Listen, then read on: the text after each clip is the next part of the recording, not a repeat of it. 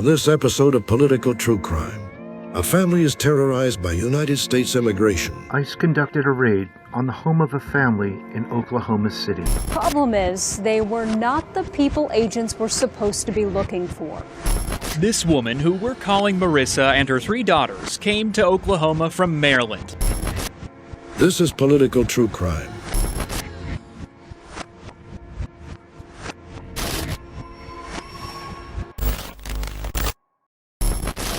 A family wrongfully targeted, caught in a terrifying raid. On April 24, 2025, Marissa and her 3 daughters faced a nightmare in Oklahoma City. Who had recently moved from Maryland, mistakenly targeting them instead of the intended suspects. During the operation, approximately 20 armed agents forced the mother and 3 daughters, who are all U.S. citizens, outside in their underwear, seizing their phones, laptops, and life savings as evidence. This is how their life in Oklahoma got started. They say they told federal immigration agents they had the wrong people, but those agents kept treating them like criminals, even though they're all U.S. citizens. The search warrant used by ICE named individuals who no longer lived at the residence, leading to significant emotional trauma for the family.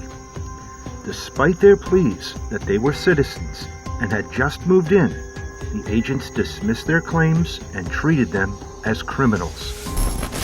Fear. I did feel at times I felt I was gonna die. So much fear. I kept praying. I said, God, please let me live through this moment. Humiliation. I was a zero. I was nothing. Pure disbelief. I just couldn't understand, how is this happening to us? All just for wanting a fresh start. You come to Oklahoma and you get treated like this.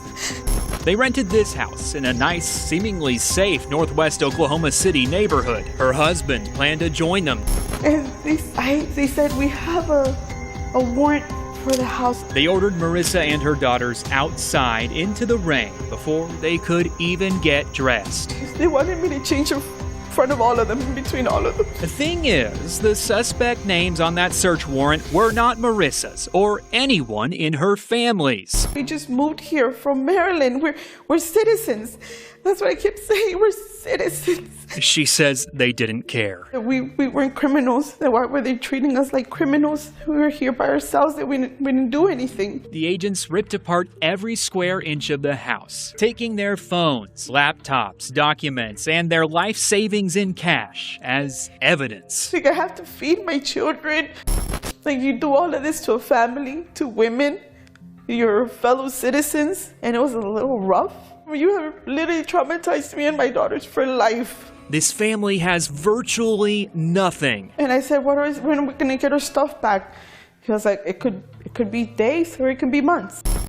No agency has taken responsibility for the raid or provided information on how to retrieve their confiscated belongings. Nothing but questions. Well, what if I would have been armed?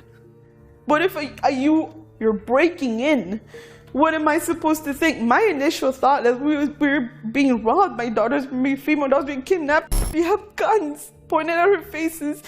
And Marissa told us the agents wouldn't even leave her a business card. She says she has no idea who to contact to get her things back. We reached out to the FBI.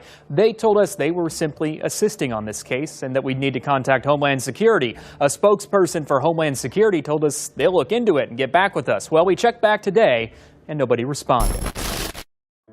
The United States immigration detention system houses tens of thousands of immigrants. Many of them come to America for a better life and are forced against their will to live in cages in United States custody. The United States government places people they deem illegal in ICE detention camps. These individuals seek asylum, long-term residence, and are even survivors of trafficking and torture. They were not serving criminal sentences, yet they endured conditions described as inhumane. In 2018, the United States government lost track of 1,475 immigrant children who were placed in homes. To this day, there has been no report on their locations. I don't know who they were. They had guns. It was dark. All the lights were off. They were federal agents, Marissa says, with the U.S. Marshals, ICE, and the FBI. And I kept asking them, like, who are you? What are you doing here? What's happening? We have to continue the fight for justice and the crusade against fascism. We cannot let America breed hate and racial division. When Mexico sends its people, they're not sending their best. They're not sending you. They're not sending you. Bringing drugs, they're bringing crime, they're rapists, and some, I assume, are good people. People who conform to hate and are influenced by extremist views can be inspired to create devastation. We are left with a painful reminder that a political figure can deliver America so much pain, so much tragedy.